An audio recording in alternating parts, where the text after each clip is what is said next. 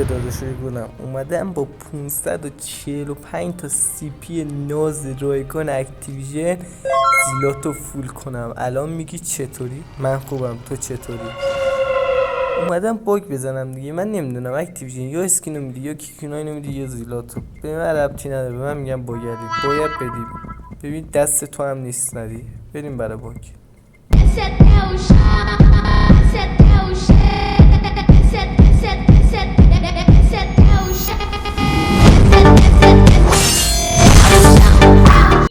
داخل مشتی اب نداره. دور دوم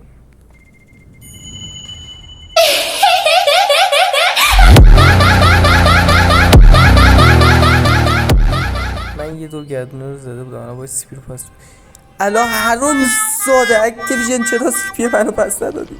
اکتیویژن دور سوم مرد باشو بده. تو آخه حروم. خدایا آرامش یه دور دیگه میتونیم بزنیم. اکتیویژن جیرو مادرت بده، خیلی گناه دارم، سیلاتو بده. الان من کالین کارتو بکنم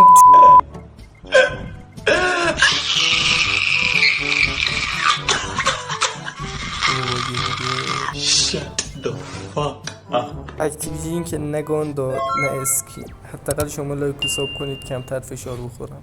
پیس اوت.